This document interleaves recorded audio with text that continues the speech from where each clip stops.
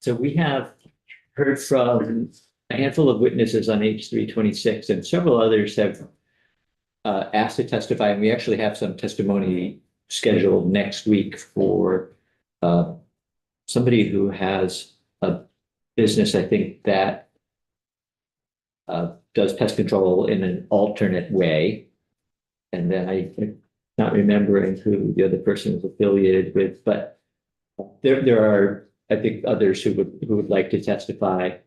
And this is a short form bill, so we don't have any language. We haven't been, doing any editing or not. It's really more background up to this point.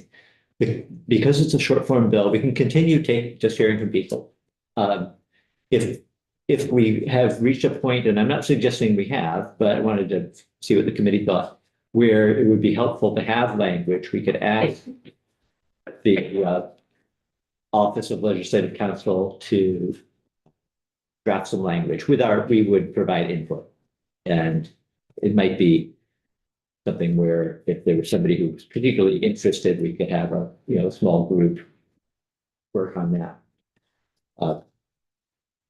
If alternatively, we're at a point where we don't think we're ready quite yet, we can continue taking some testimony and then see where we are, in a week or two. I don't want to remove tools from the toolbox permanently. I think that what this body did last year or the year before, moving the tier twos under the control of licensed applicators, where there's supposed to be control, it was a good move. If I did anything on 326, bromethylene, I said it right, should be under licensed applicators as well. As I said 100 times, that's the one that keeps my wife up at night.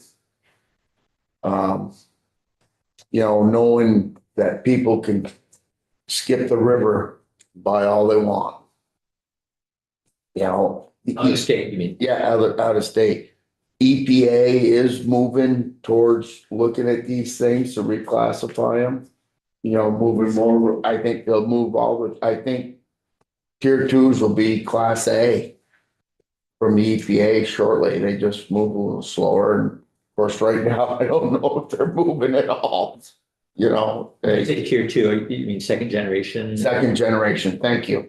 It's I thought that's what you meant. Yeah. And it's a little bit confusing because there's low to first and second generation and the others, and then there's retailers, right, A, B, and C, and what retailers can do. What classes is certified applicators on? Class A. And C is anybody can buy them anywhere practically. I think B is they're labeled and like Tractor Supply has a license to sell stuff, and Newport Farm and Garden has had a license. He's let it lapse, but he could have a license to sell them. Shaw's probably doesn't. But if you're class C, bug spray, that's a class C. So, and anyone can sell it.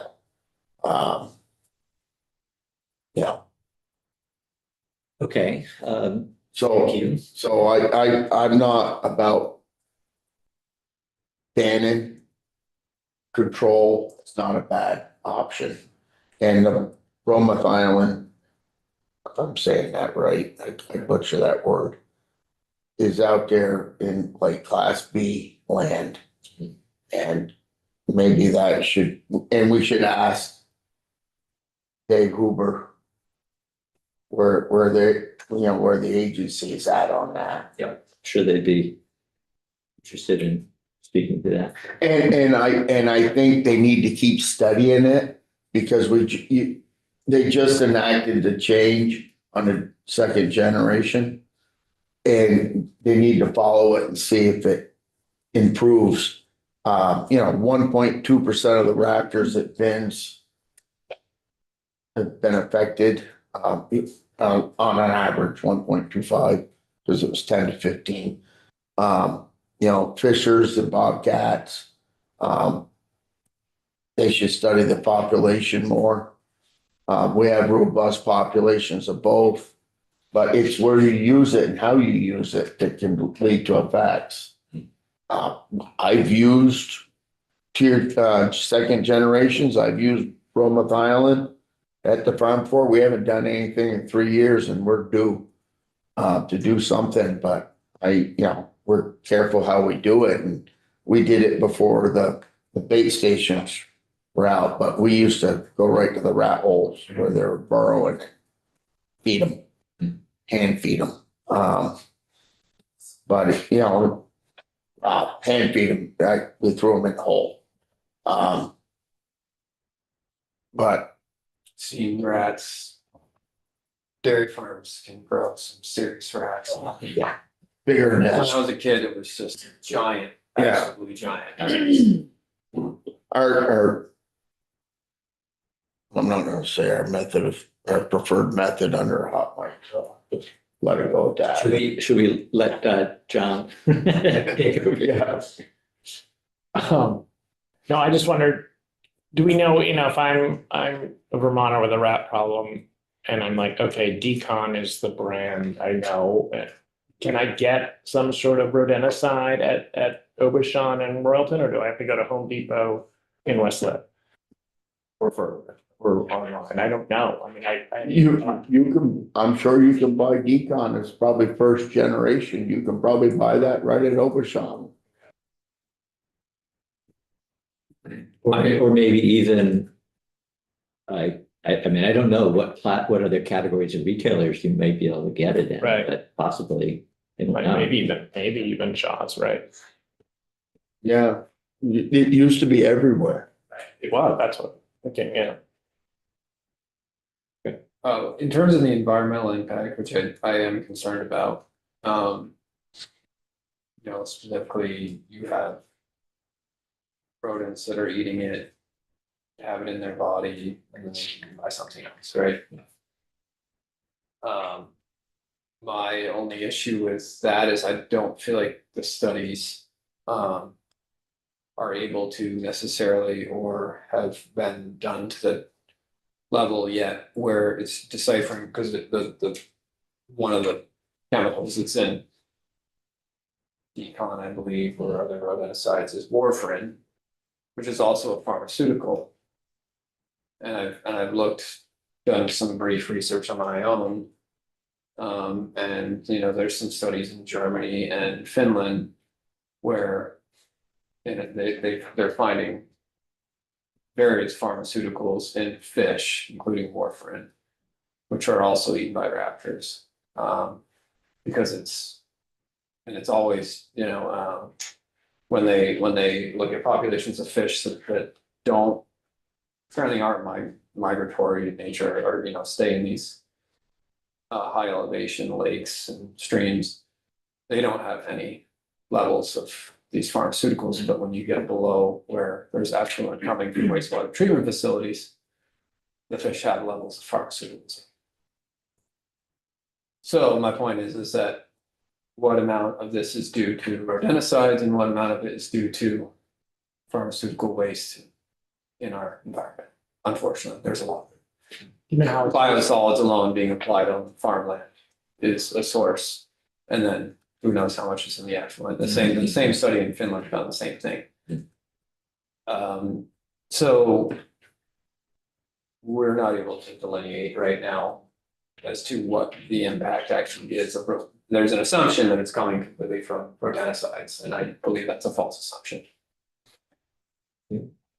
I have taken warfarin, and you'd be surprised at the number of people that are on it continually for their life. So I would agree with you, What's it used for? the blood thinner, Okay. yeah, for Like in a statin or something almost? if you have a heart problem, That's the exact same thing that's used in rodenticides to put it in. if you've had a blood clot, put that to thin out your blood.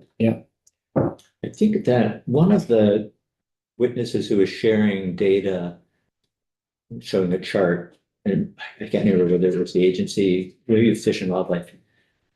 Warfarin was not, my recollection anyways, warfarin was not one of the protected compounds.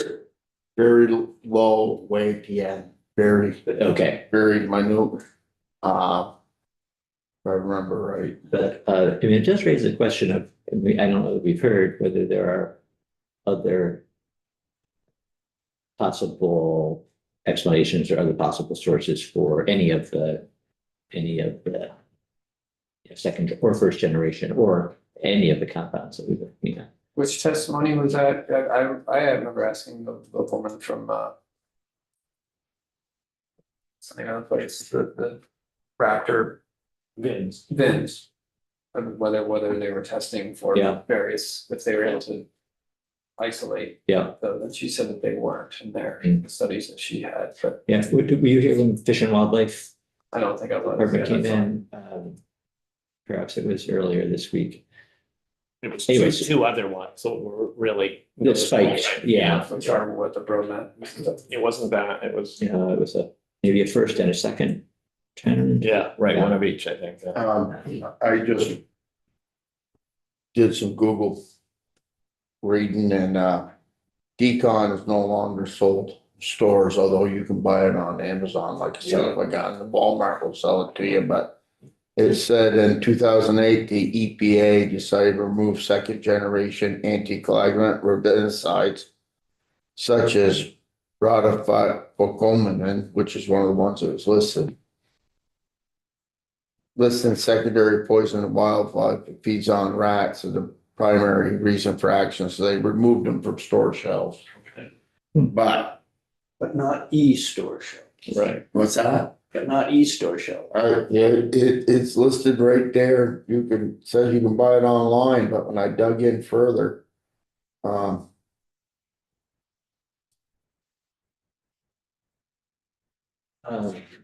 See if the committee can buy some. Yeah. Heather, any thoughts? Rodenticides and how we might move forward?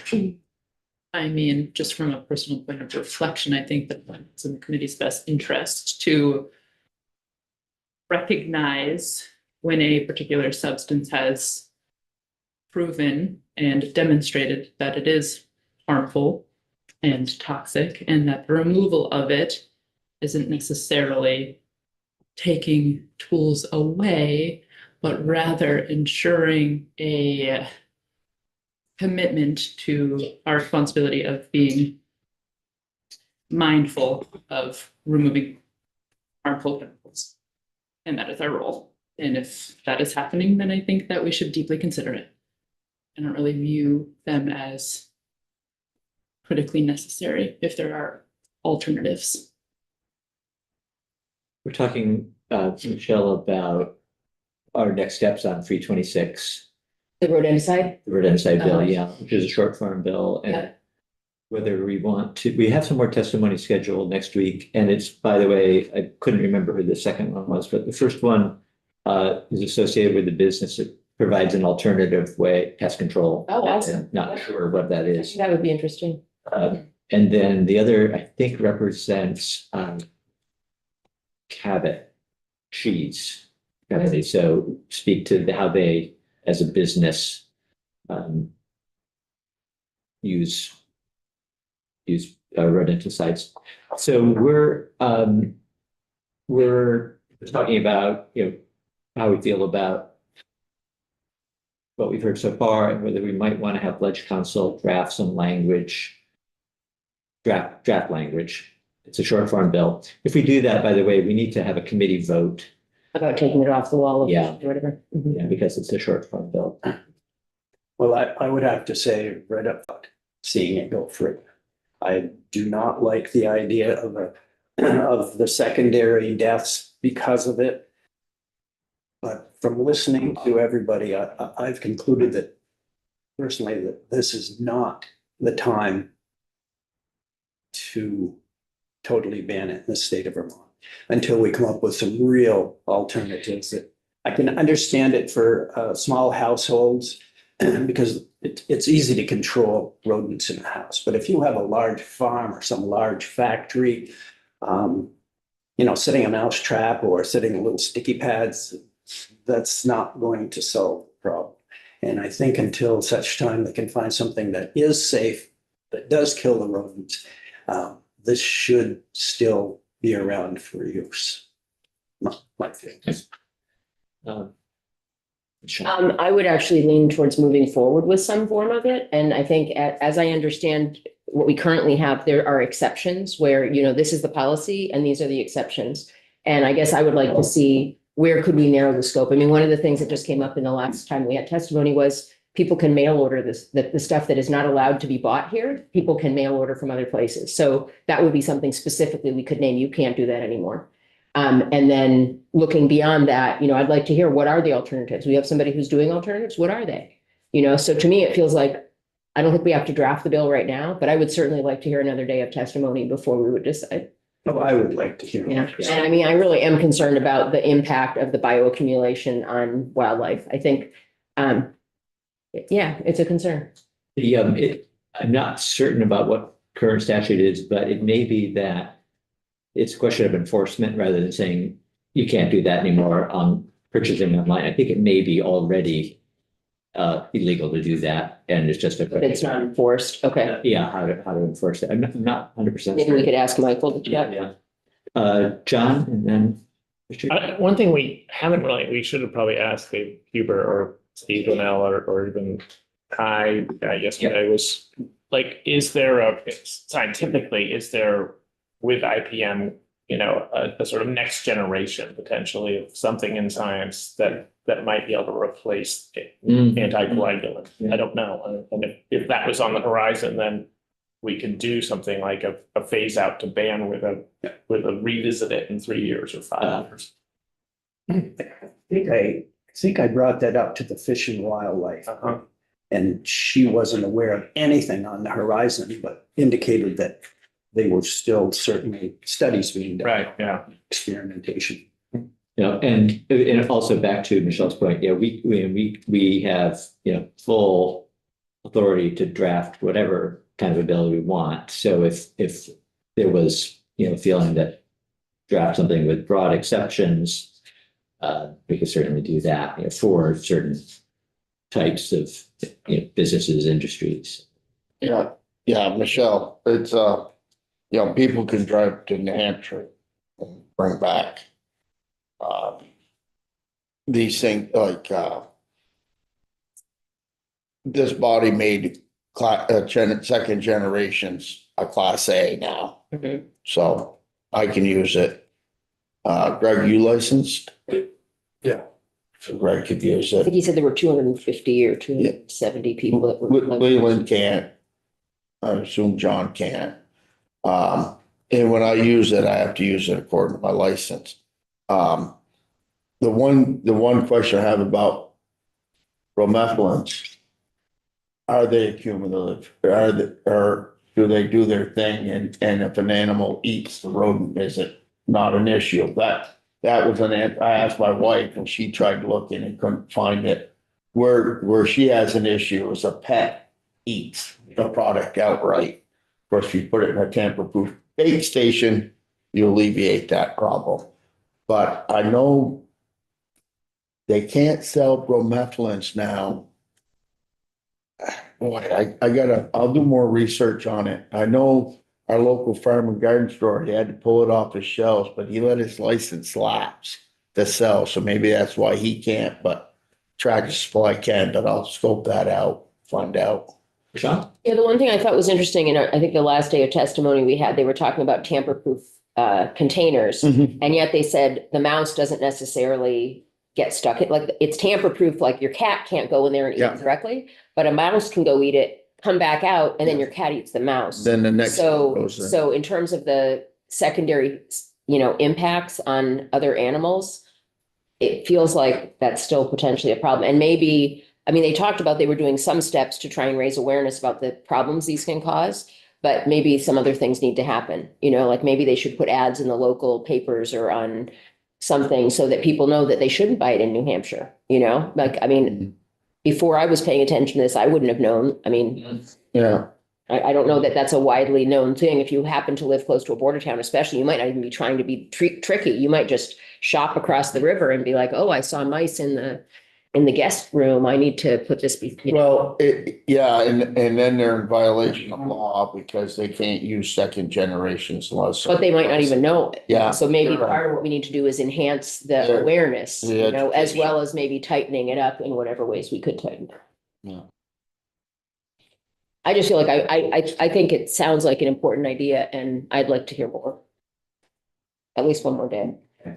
John? One thing we didn't ask is, I wonder if like a pregnant female rat or mouse eats the spay but doesn't die. I wonder if it's passed on bioaccumulation wise to their young. And so the young had it then if they were eaten by that's yeah.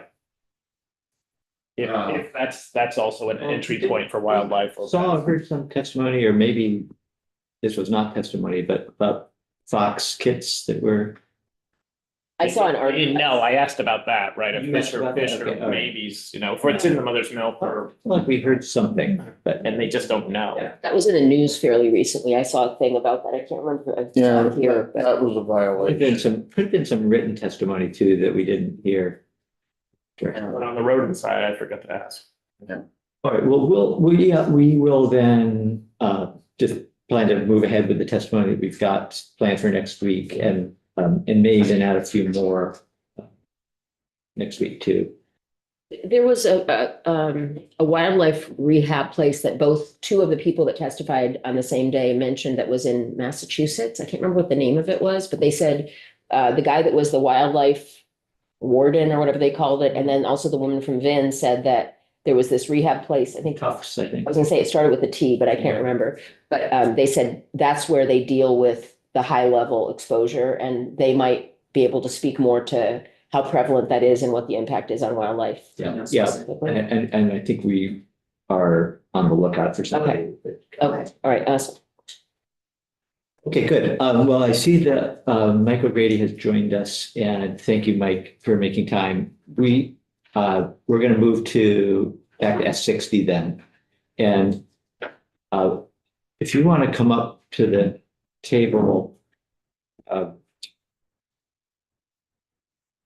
don't have my file, but okay. I think it would be worth it to go back to my office and then come back in like 15 minutes. Yeah. Probably. Correct. So I'm going to just mention, so I don't forget again, that we haven't, sure, but we may have talked about this, but the agency has a role to play in this bill. There's a board that would be created, and the agency would also be ultimately making decisions. The farm bureau and NOFA and the others who are involved in putting the bill together have expressed an interest in making sure that the agency has the capacity to do the work. And that, as we've talked about in other bills, that putting that explicitly in the bill with an appropriation to help them staff it would be a good idea. So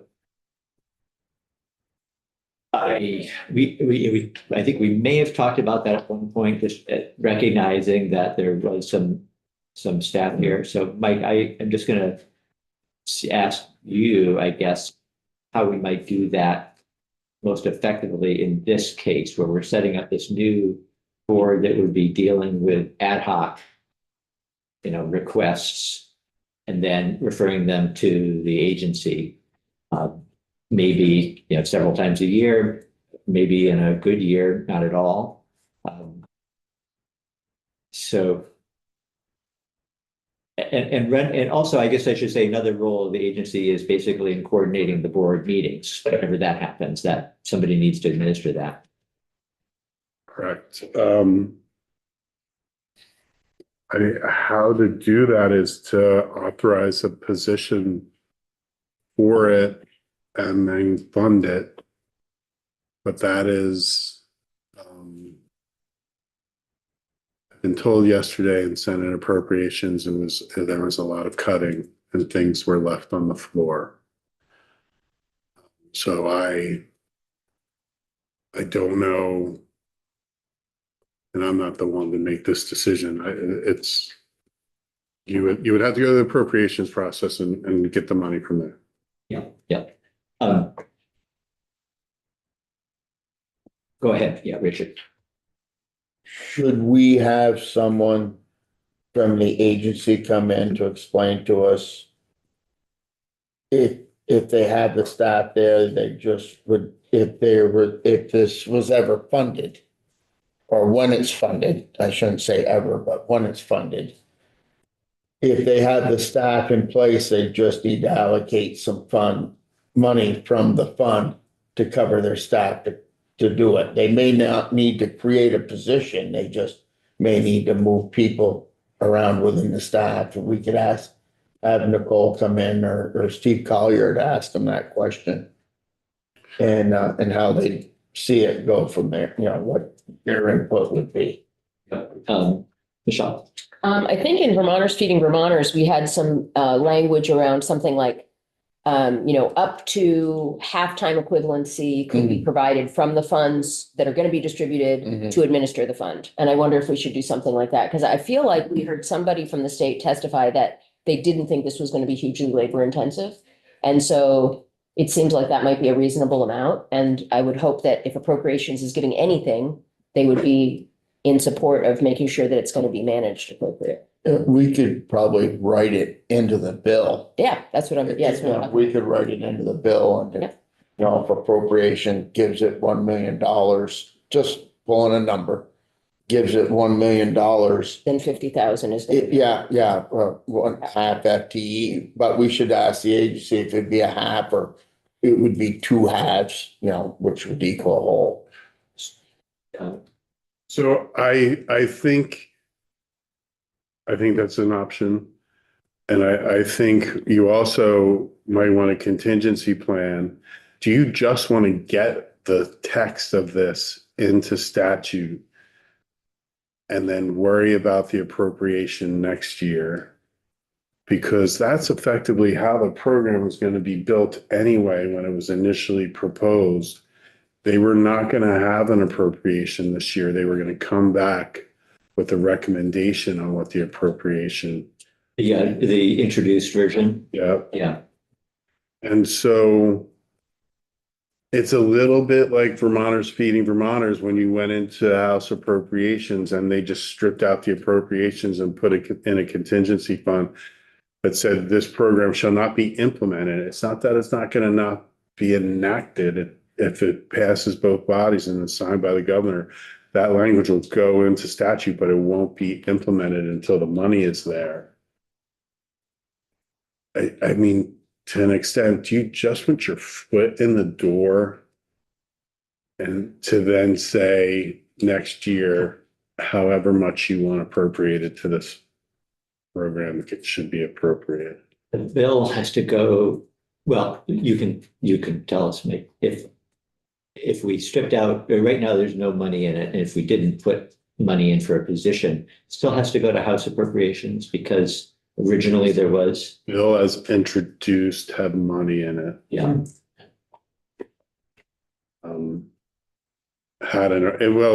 It had an appropriations amount in it, and then the committee report had 7.5 million in it, and then it was removed and sent over. It will be sent. It creates a fund. That's just one way that that appropriations authority is triggered anyway. Could we put some language in that was not specific, but acknowledge that there will be work done by the agency and that we would need to, we would want to account for that? Does that do any good to put something like that in? I mean, do you want that underneath the authorized use of the money in the fund, or do you want that separate from the fund? Yeah. Because it's very easy to write in, as Representative Boslan just said, Up to, up to whatever amount can be used for administrative purposes for implementing the program. yeah. Sean? I mean, is there a reason not to aim for the 7.5 that I heard was in yesterday? And if that was something that got cut and landed on the floor, then maybe it doesn't go, I mean, like, can we frame it so that like we're passing this so the account is ready? Yeah. And if appropriations or the conference committee are like, okay, we're gonna give them this much, at least there's something. I mean, I don't think, like, I wouldn't want to put an effective date that wouldn't go until a year from now, which then rules out the possibility of if we would be able to get money. I mean, that I think is all, that's your politics and how you want to game plan. Like, do you want to go in with 7.5 as the initial ask and be strong, but then have a back out of like, all right, we get the program and statute, and then we have the report back next year from the agency about how much they're going to recommend for it. It's like you can strategize that. What do you guys think? Before I go back to Richard, anybody else have a Richard? Yeah, we have talked about building the vehicle for the money. And if money comes this year, great. If there's a disaster and they decide to use, after July 1st and it hasn't been funded, and if there's a disaster and federal money comes in, or if they try to use BAA funds and fund it, then at least, as you were stating, Council, the vehicle is there, ready to go. And I'd love to see it funded at 7.5, but Anything, I mean. but anything, but if we build the vehicle, it's there to receive it. I think I've said that enough. Yeah. Well, why don't we put in as a placeholder anyways and then we can, hear back from the agency and others, language similar to what we put into the Vermont Church Feeding Vermonters, and up to, and again, it feels like this shouldn't be a position, a full-time year-round position, hopefully. It might not even need to be, it could be up to, so it might be that it's Yeah. gonna be, so JFO should give an estimate or some, or the ag agency. Yeah. Range. We were wondering about this yesterday. If, like Richard's saying, there's a disaster and federal money from FEMA or FSA or SBA, is seen eligible to provide relief for farmers or loggers, could it go into a fund like this that has further state guardrails, guidelines, et cetera, or does Depends. the agency sort of just need to expedite it and keep it as a federal reimbursement, not federal plus new state guidelines? Usually the feds are gonna have guide rails around it that wouldn't allow for it to be put in the state fund. But never say never. I've seen it happen. Like when during COVID, all that money, ARPA and otherwise, was coming in, you could put money, you were allowed to put money in certain special funds, like for water, sewer, IT, and telecom. You were allowed to do that underneath the feds. So never say never, but in most cases for some of the like longstanding discrete programs, it's you have to deal with them kind of separately. John, you also asked yesterday about loss of human life or a disability resulting from flooding. That presumably isn't covered in what we've drafted. It's not on the list of eligible I mean, it would play into lost wages. It would be playing a lost revenue, you know, if you are unable to work. So, Is that sometimes included in this? kind of reimbursement or will it? I don't know the answer to that. All right, well, I'm going to suggest that we not go off in that direction unless you want to look into it more, John, but it seems like it would possibly be covered if you could make that claim for lost wages.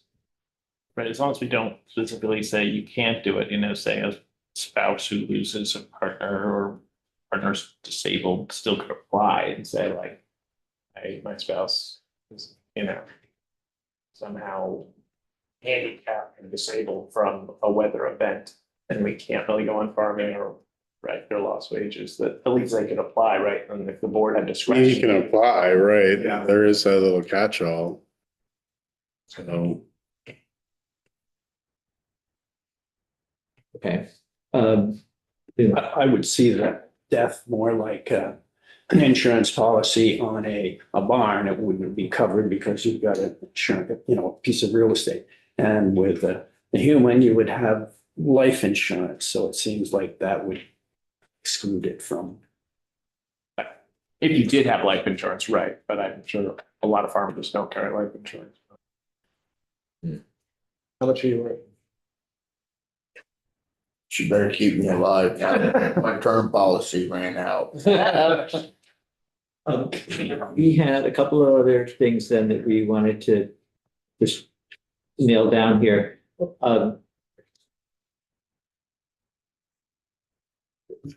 So we've had some conversation of whether we wanted to make this program one that you could opt into.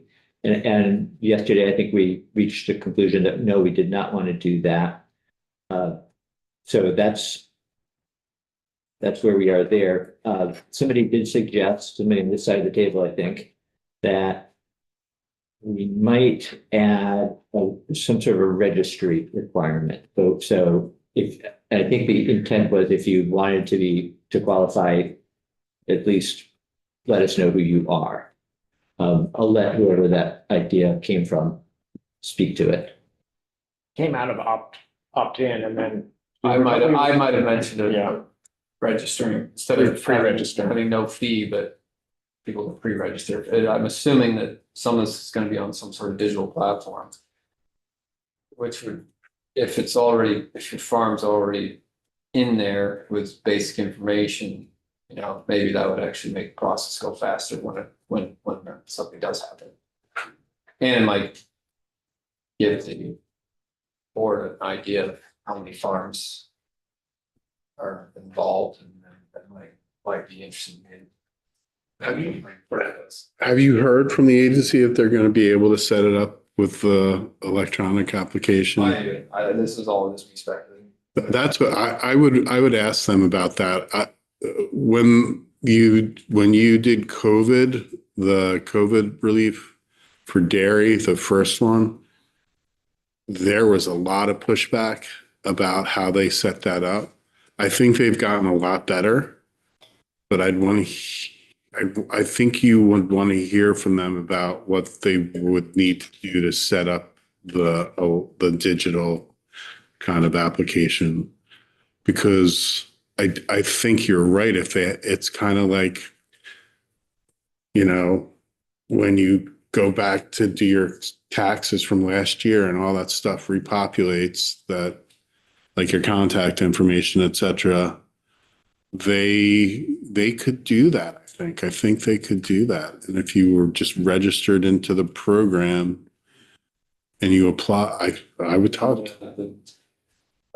Could be wrong. I'm on the, it's been a while since I've done it, but even on the Veg and Berry Association, you know, their website, like you input your farm. I mean, Right. they're just an association that's just looking for basic data, so see why the state would, I mean, if this was, I mean, the alternative is paper.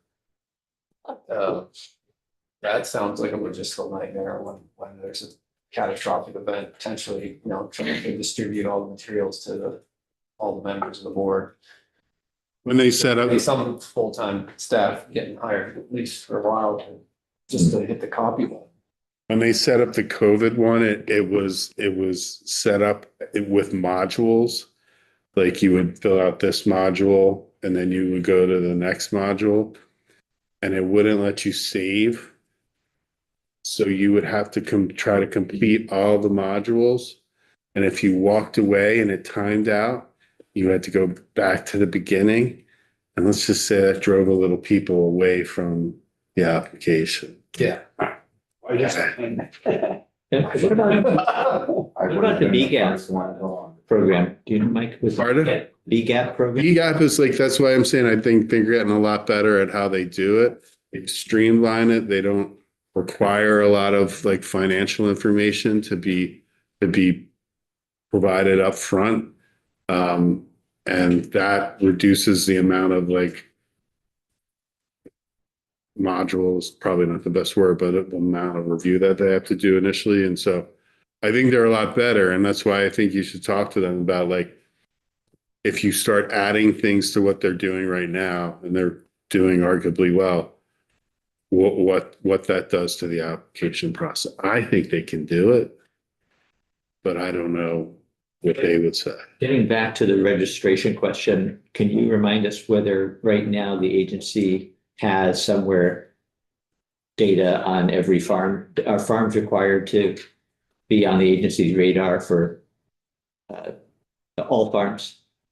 Not technically, no, but they now have a database that I don't know what percentage that they would say it addresses, but it's a lot more than it used to be. Like there was a time not that long ago where they sent out people to walk the roads to find the farms. Like John Roberts, anybody know John Roberts? Like John Roberts was at one point hired to just find farms. Just so that the agency knew who they should be helping? Right. Well, and who was going to be regulatorily required to do clean water.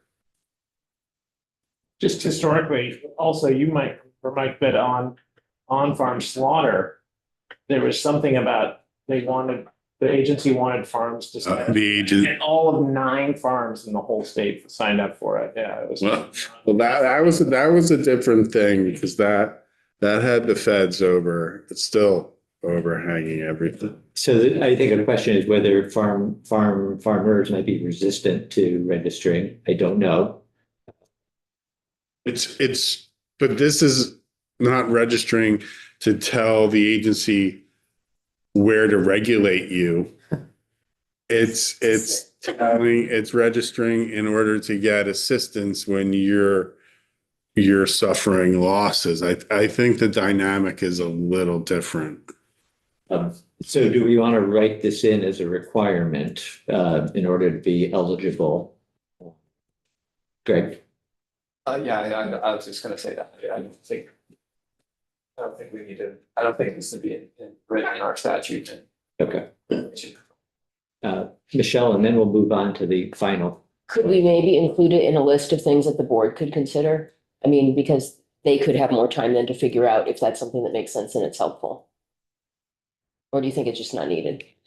I think that's why talking with the agency, if they already have a farm in their database. Yep. And they already have contact information for that farm. And maybe we don't need it. Do they somehow use their database to inform this application process? I don't know. I don't know enough about their database, what they could do. But I'll just tell you that A&R wants access to their database for the water quality program because A&R wants to know where they're going to have to look for LFO and MFOs and might need CAFO permits. I'll try and check in with the agency this afternoon on this question, but I think for now, why don't we add this as a part of the board. Something the board could consider, yeah, just to have it there as a placeholder. Just quickly, Jed, loggers, does FPR or some part of ANR, have a list of loggers who No. are following the eight? We tried that.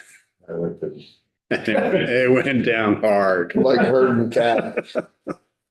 Even when they send in something, I think it was probably 2023 floods. They sent something out to loggers. I never got a notice about, how much work did you lose? I showed up at the National Life at the meeting where they got several responses only because Sam Lincoln or someone said, hey, there's a meeting here, you probably ought to attend. And then Commissioner Fitzko acknowledged here, they maybe sent out 60 notifications. But there may be 400 loggers. Right, yeah. So, Or more that didn't get notified, so. yeah, thanks for the reminder that we need to be thinking about both sectors here. The last thing that we talked about was whether we need to, so this was around the declaration, with a disaster declaration, and whether I think where we settled was whether we wanted to give the board the option of using some sort of a declaration to help it weed through potential applications. And wondered whether we needed to be that explicit or whether the board, the way that we've currently drafted the language, could already do that if they wanted to have either ask the secretary or the board itself possibly could say, here's the disaster. I think the language says the secretary may verify based on available weather information from NOAA or others, or by site visit. The concern here was whether there might be so many applications that in order to make the board's work easier, they could say we're only going to deal with applications that come from a declared disaster. Well, that's going to significantly limit the scope. There are not that many federally declared disasters. These wouldn't be federally declared. It would be, it could be including federally, but also if the secretary or the governor or even the board itself said, yeah, this is a disaster area, we will. The board could declare an emergency or a disaster, whether. Yeah. I think you could do that, but weather losses would be eligible if the federal government, state government, or the board declared the weather event to have been a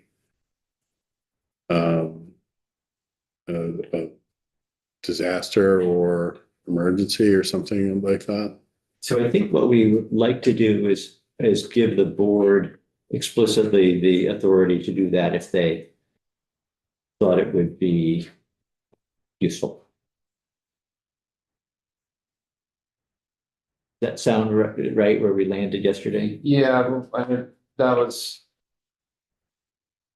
something we discussed, and then I know we also, and I think that's a good, also just to discuss that with Council Brady. I think we also kind of landed potentially at the end of the day yesterday that we may not need to do that in the first place because the level of awarding can simply be adjusted to make sure that there's funding for more farmers going through the year. Yeah, that they have obviously the authority to adjust that. I guess there is still the potential that they would just be inundated with a number of applications that may not qualify, that could be a process to help with that, but I don't know if that's worth addressing within statute. John, And I was just gonna add on to that saying, I mean, no matter what, the board is gonna have to declare this was extreme weather that caused. Whatever losses you're applying. They for, basically are, It yeah. has to pass that. They are test. making a declaration that severe weather hit the individual that made the application. so, and I will say the concern that I've heard from others who've been listening to our conversation is that they don't want to, you don't want us to unintentionally leave people out of the process who maybe should be eligible, but get overlooked somehow. We just want to try and avoid that. That declaration could be specific or regional, so that you might not get inundated with applications if it were just a certain area that had a disaster. I mean, sorry. No, go. Finish, Great. them, in thinking about it more, I think the fact that there is a mechanism in the current wording of the document that allows for the board to use discretion in how much it's giving out in a given year to make sure that there's more funds That addresses your available concern. toward spring, toward the end of the fiscal year. Okay. So I think after discovering and, seeing that and being made aware of that we can take the time to investigate this if you want, but in the interest of the time, unless somebody feels strongly about it, I don't think it's Okay. worth pursuing myself, but. Since you were, I think, the committee member who brought it up, I thank you. I think it's.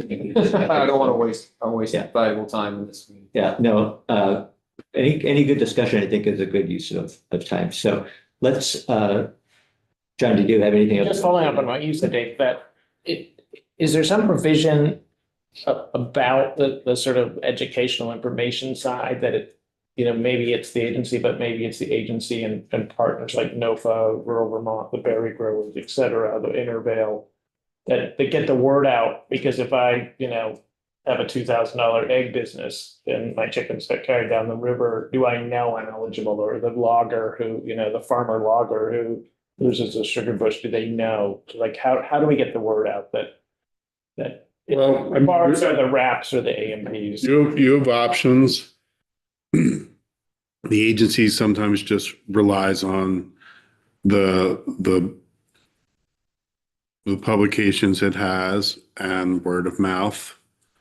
Sometimes you direct them to conduct education and outreach about a program. Sometimes you direct them to do media, which is expensive and will add to the bottom line. You have options. They're pretty good, I would say, about promoting that Sunday afternoon email that goes out. Seems to be an effective way to reach the people who are at least getting the email. Yeah. Right. I would assume most of the associations involved in agriculture and forestry are going to get the word out because there's no reason not to. It helps everybody. So the only piece I think that we haven't thoroughly nailed down is a structure, if we want to detail it more, for logging for the forest product sector. I will